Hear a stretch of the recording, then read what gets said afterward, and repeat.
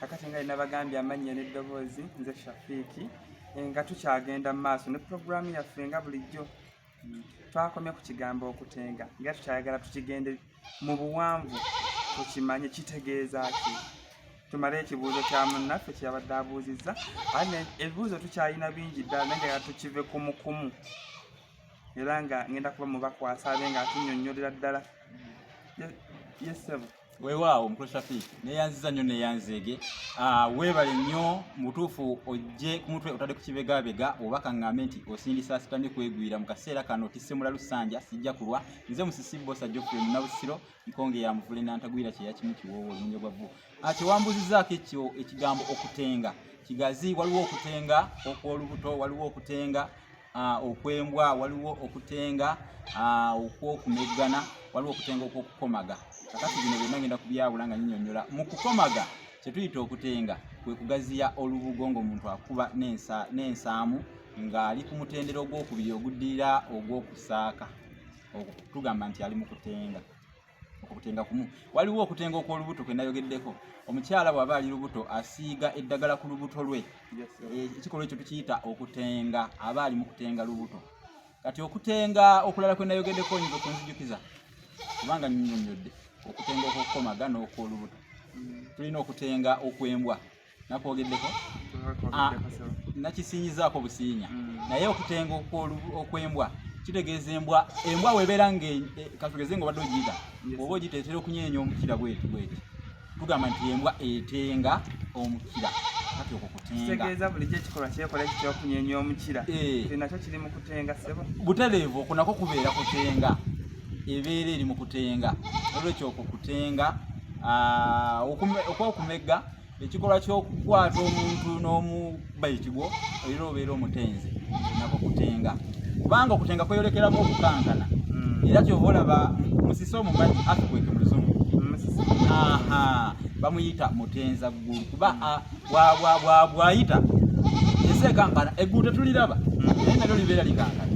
era kyova olaba kabaka waffe tumuyita mutenza ggulu kubanga kabaka w'amaanyi nti waayita wonna bw'ayita kati wano ebulenga abantu bagenda kujja ku kkubo balabe kwe kutenga kwe twogerako mu buufu obwo nti tatenza nsi yokka naye n'eggulu wadde tuliraba liba likankana kati okutenga okwokumeggana we kuli naye okutenga okulala okutenga okwokumegga kuliko n'olugero atamukutte yagamba abamu balukomyawo nti atamukutte yagamba naye luggwayo atamukutte yagamba nti tenga tugende oba mutenge gwe tugende ekitegeeza tetwakosa ak'abaana abatedda nti atamukutte yagamba yaye kyalinga tekirina makulu bulungi nga kino bwe kiri atamukutte yagamba yaye lubeera luyimba luga nti atamukutte yagamba yaye kwatira ddala onyweze yaye essajja liyita munnaalyo yaye lyayita wano juzi yaye ng'aliri mu mpale ezitobye yaye kati olwo luyimba mukulu Shafik babeera bayimba luyimba oluyimba olwo lwabamegganya era babeera bali mu kubazzaamu maanyi babeera bali mu kubazzaamu maanyi lugazi nnyo luwanvu nnyo era tetuyinza kulumalayo naye nga kati mu kukomaga kutenga kutegedde mu kumeggana mu olubuto n'ekisolo embwa naye esobola okutenga ge makulu g'ekigambo ekyo mu bujjuvu ate awo nzikiriza nnyo nti olulimi Oluganda lugazi ddala nzikiriza nti ate lugagga nnyo era mu bugagga bwalwo sinalaba lulimi lulwenkana zinali mpakana n'omusajja omu ali eyo South Africa yaŋŋamba mbu olulimi Oluganda gwe oluwana nnyo n'oluyitimusa nnyo ate n'olulaga abantu nti lwe lusinga terusinga luzungu naye mugamba naye kyoyogerako kimanyi kubanga waliwo omuntu ayogera ekintu lw'obutamanya naye nga tanoonyereza Oluganda nze maze emyaka mingi nga lunoonyerezaako era wentukidde okuwangula empaka ezo ntaddemu amaanyi mangi mukulu noonyerezaako lugazi nnyo era lugagga nga bw'ogambye era awo nzikiririza ddala kuba Luganda luba nga tulina ekigambo ekisobola okuba kikozesebwa ku bintu ebiwere ebina ebitaano ebingi nnyo kati okugeza ngenda kuwa ekigambo enkata enkata wali okiwuliddeko nkiwulira bulungi naye omanyi enkata omanyi za mirundi emeka bw'omanyi enkata za mirundi emeka mbuulira bw'okimanyi nga bw'okimanyi enkata kakati nga nze ngimanyi nga nkata bw'ebeera eyeetikka ze twetikisanga amazzi n'ogissa ku mutwe oba otaddeko nsuwa abajjajja baffe kye baakolanga abaffe kati ffe tuli ku mulembe twakosanga kidomola kituufu nnyo nze mbadde nga nkoma kituufu nnyo weebale nyera oli mutuufu kubanga ago ge gamu ku makulu ate ng'olwaleero abantu abali mu myaka gy'oba ejange era abasinga bakomaawo naye kati enkata kigazi waliwo enkata ey'omu nnimiro nga tetwogedde ku eyeeyeetika waliwo enkata ey'omu nnimiro ebeera ya mulumonde ngenda kuginnyonnyola waliwo enkata ebyenda biba n'enkata kati waliwo enkata gye twogerako ey'omusota waliwo we twogera enkata ndooza kankinnyonnyola ng'oli akuwadde ekirabo oli bw'ajja n'akuwa ekirabo ng'obadde tokisuubira mugamba onkubye enkata kati ate aba tategeeza eri eyeetikka olwo aba ategeeza ebyo by'omuwadde nga litabisuubidde so nga waliwo enkata ey'omu nnimiro gye mbadde njogerako lumondo omusiri gwa lumondo omuto baguyita enkata enkata kati waliwo ekyende ekibeera ekyezingirivu ekyo kiyitibwa enkata era abatemi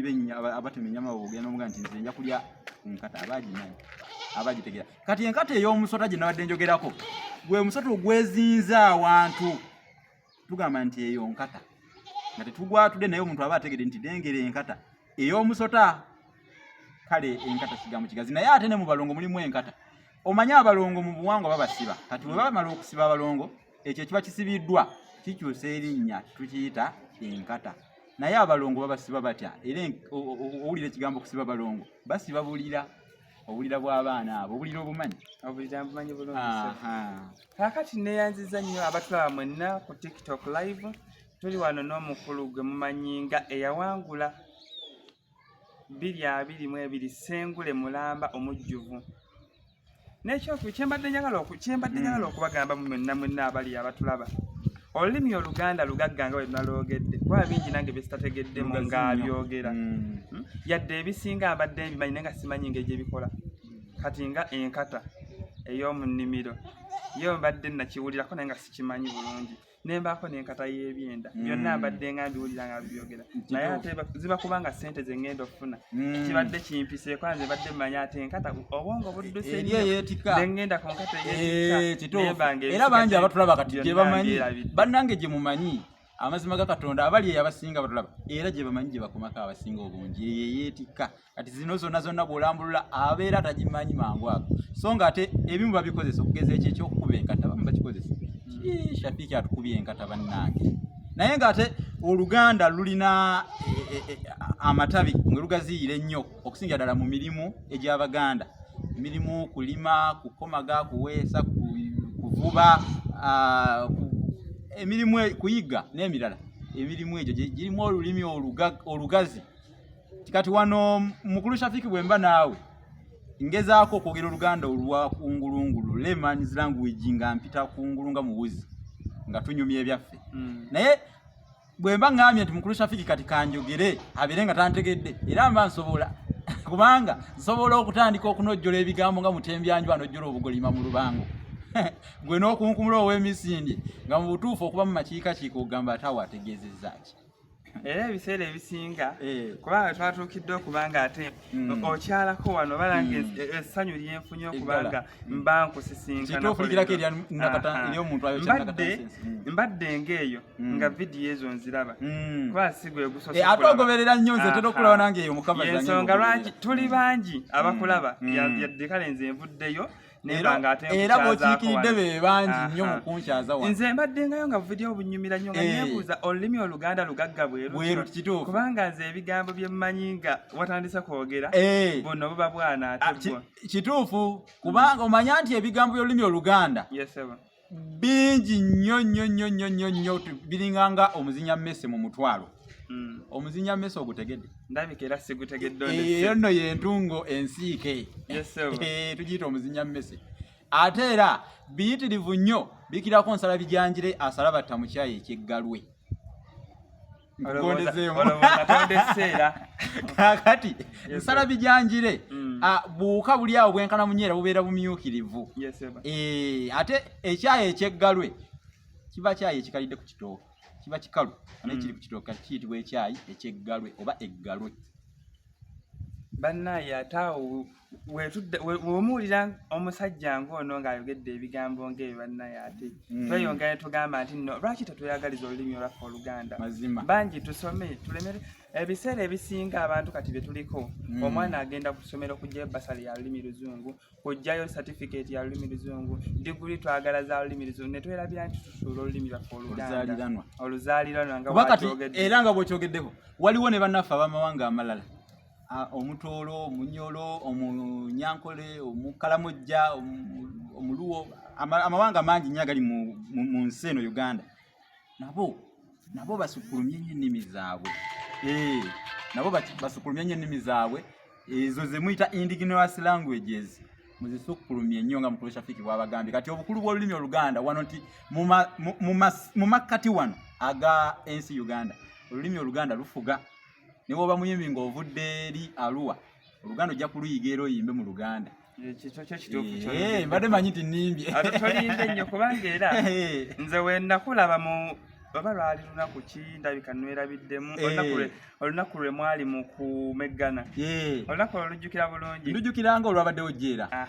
Olunaku olwo nakkiriza nti olulimi Oluganda lugagga ate n'abaaluyize yenna tetukoma kuba nti nno tuluyize ddulekaawo wabula lulimu ebyomugaso bingi nnyo. Gani ate siimisa mwana we kubanga ate yatusse ku mukulu kyaliko ssaawa zino kwa ssengule waffe 222 mpaka ate ng'era agenda kuba atandika okusomesa kati. Anti bya mirundi ebiri mulimu okubanga obadde osomesa bulijjo naye kati kookuguse nti ofuuse n'engulu ogyambadde kate abakwesiga mu lulimi Oluganda be bangi gwe wenna abadde aliyo nga tomanyi nti olulimi Oluganda lwa mugaso bannaye lwakuba nti tetwandiyewaanidde kuno naye byeyafuna bingi ebirabo byokka byofuna mu Luganda naye oba nga tofunye kati connections z'ofuna mu Luganda zo nnyingi kaakati tubadde tusaba gwe wenna ng'oli eyo omwana muyigiriza Oluganda mukwase nnyo Oluganda lwammwe olw'ewaka kikulu nnyo n'ekyokubiri totya kuba Muganda okkiriziganya nakyo ssebo nzikiriziganya nakyo tekirina nsonyi nze kikuleetera bw'obeera weeyisa Omuganda ng'ate oli kubanga nnyoko oba kitaawo tebaalina musango kuzaala ng'oli Muganda kyenyumirizeemu mu Luzungu batera kugamba be proud nkatadde mu buwaabi naawe beera nga wenyumiriza mu ekyo kiwatonderwamu ate era mukulu Shafik nga bw'okonye ku nsonga eyo nange kyannyongerako eddaala ti bwe mba ntuuse wonna we ntuuse bagamba nti oyaani oyo Ssengule era basobola okuga nti mumukulira ayingire wonna sirina ofiisi gye sobola kuyingiramu kubanga eddaala yeeyongeddeko era mu butuufu kyobadde onnyonnyola nkitegedde. Omanyi Abaganda ennaku zino bayisibwamu amaaso olw'ensonga nti mulimu ebibadde bijja bitwawula nga bwe boogera ku basoga nti kino na kino. Abaganda naffe balina ke batugaa nti teri Muganda atali mubbi ogenda okwesanga bangi badduse mu Buganda mu gundi yaabwe bagenze beetadde mu ndala beetebese mu ndala kakati owaaki omuntu ali eyo okugjawo kiri nti Omuganda mubbi. Waliwo olugero olugamba nti atakwagala kyayagala kyakutemako. Abaganda n'Abazungu bennyini bagenda okujja wano nga babazuula nga banjawulo nnyo okusinziira ku mawanga gye baali bayise. Babazuula nga banjawulo nnyo okusinziira ku mawanga gye baali bayise era ne babatendeza ne babakungiriza. Kati obuyooye bw'obungi buzaala ekkambo mu benda ya Nakalaama. Abantu abamu Obuganda babufunako obujja. Kino sijja kutya kukyogera amawanga agamu Obuganda bwatandika okugafunako empiiga eyogerwako eterima kyalo. Kati kyova abamu basobola okwogerera Buganda n'Abaganda ebigambo ebyo n'okubatemako ebigambo ebyo kubanga nakugambye olugero nti atakwagala kyayagala kyakutema naye tekijjaawo kuba nti nno Baganda era nga eggwanga erisukkulumyeko ku mawanga amalala okubya ddala mu butonde bwalyo lisukkulumyeko. Tweyanzizza nnyo ate mwenna abadde batulaba ku TikTok live nga mbadde n'omwami gwe mumanyi nga Ssengule sijja kukoma kyogera kubanga era ye Ssengule aw'olulimi Oluganda 222 222 era ssebo akatalekeka nawandiise ekitabo ekiyitibwa Effumbekero ly'ebisoko bya Ssengule akujja kukalabako saatambuddemu nako naye nga tunaaba wano omulundi omulala nja kuyita nako nkakulaga abantu okabalage kalungi nnyo kalimu ebisoko by'olulimi Oluganda olw'edda mu butuufu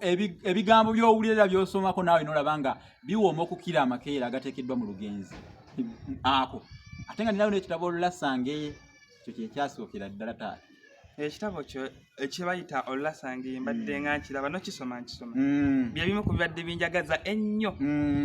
okutuulako naawe tunyumyemu twogeremu ate ne bannaffe eyo babe nga ate nabo bongera okuyiga baleme kusigalira eyo mabega gwe wenna nga twasose ne tugamba nti alina ekibuuzo ky'osobola okuba okibuuza era tugenda sigala tusoma ebibuuzo byammwe gwe wenna nga olina ekibuuzo kyo tujja kubibaddangamu bulungi ate era naawe asobola otukubira obukubizi ne tukunnyonnyola byonna tujja kuba tubikola omwami ono gwe mbadde naye leero ye mwami Musisi Bosa Nseregganyi Sengule bili abirimu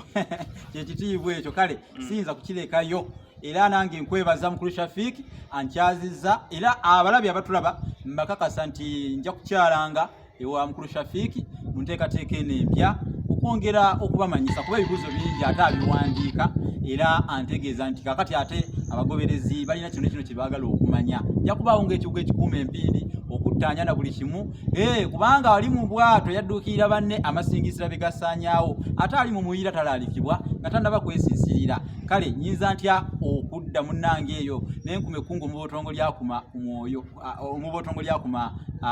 ng'ali mu muyango omwoyo gumbuga ku lwammwe mu butuufu omwoyo mbakakasa nti guli eyo eri mmwe era nange nja kubaweereza nja kwongera okubasomesa n'ebibuuzo bingi bye mubuuza bino ddala ebibuuzo byonna ebiyitewa mukulu Shafik nja kwongera okubitanya mukulu Shafik weddira ki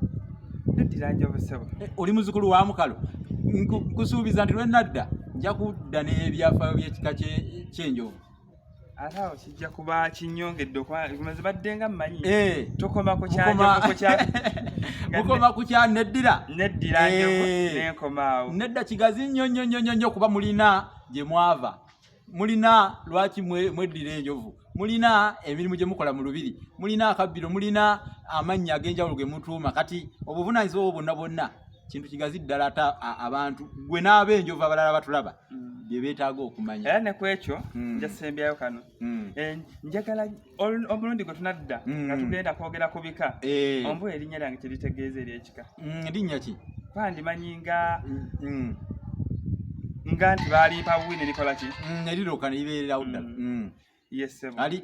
erinnya mbadde nsaba olimbuulire n'abatulaba balitegeera erinnya nze Ntambi Shafik